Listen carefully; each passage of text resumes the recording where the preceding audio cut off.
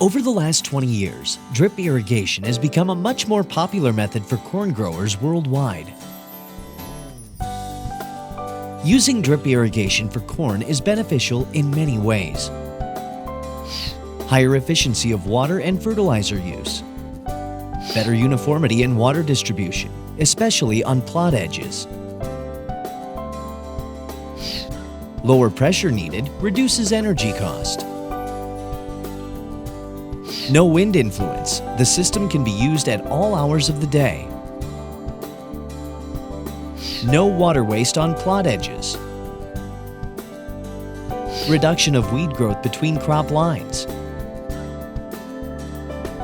Reduction of foliar diseases. Higher yields of up to 25%, mainly due to uniformity and efficient fertilization.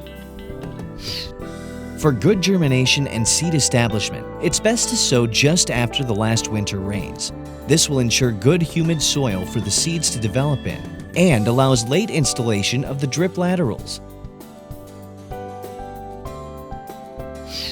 Installing the laterals after the corn is well established will allow mechanical weeding and convenient application of agrochemicals.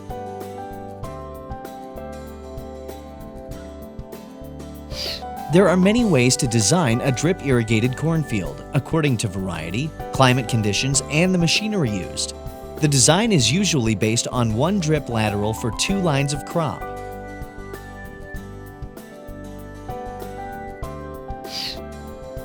Drip lines are installed with an extending machine harnessed to a tractor. The drip line is secured in the beginning of the row, and the tractor drives down the field, placing the drip line between the crop rows.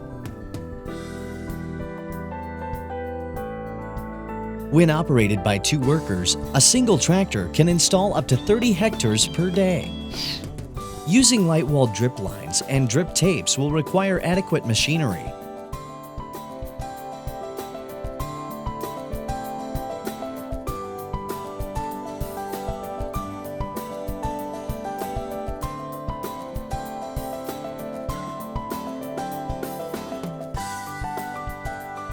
This type of drip line is buried slightly to protect it from physical damage and to secure it in place, thus preventing it from moving in the wind. In small plots, manual installation is also an option. After placing the drip laterals, they are connected to the sub-main pipes. It's highly recommended to leave open the lateral ends before the first irrigation to flush out any dirt that may have entered during installation. Before operating the system, it is also important to install adequate filtration to the system head. Most drip lines require 130 micron filtration. When sowing in dry soil, germination and rooting irrigation are required. These irrigations are given in 3 doses of 400 cubic meters per hectare. The first dose is given after sowing for germination. The second is done 4 days after germination, and the third dose takes place 8 to 10 days later.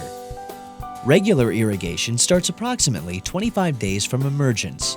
Irrigation is done every 2 to 4 days, according to the local climate. To determine the exact daily water quality needed, it's best to use the crop factor and evaporation data. As the crop develops, water quantities are increased until they reach a total of approximately 4,500 cubic meters per season. One of the main benefits of the drip system is highly efficient fertigation. The system is used as a carrier of soluble nutrients, providing precise and localized nutrition. Each soil type has different physical properties and nutrient content, which will influence the fertilizer quantities and form of application.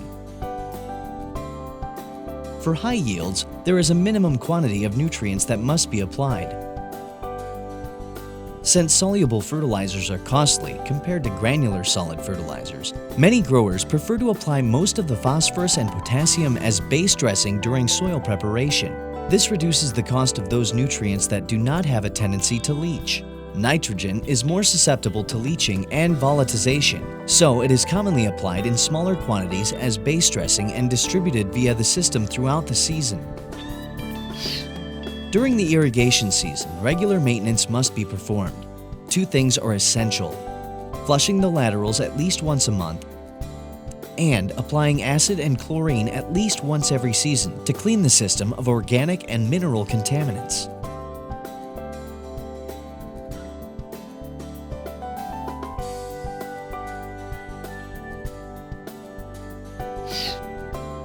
Before the harvest, the drip laterals and submains are collected from the field. The recoiling is done with a machine that leaves the drip line ready for use in the next season.